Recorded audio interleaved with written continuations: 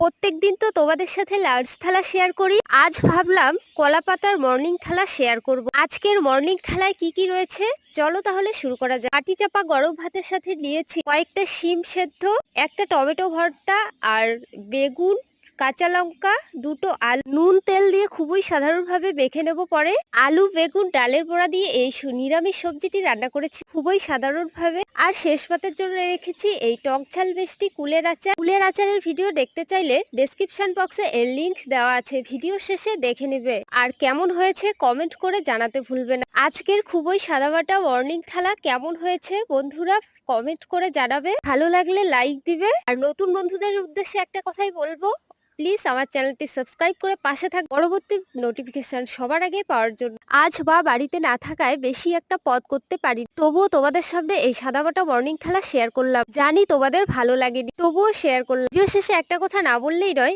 এই কুলের আচারটা খেতে কিন্তু বন্ধুরা দারুণ হয়েছিল। ভালো থাকবে।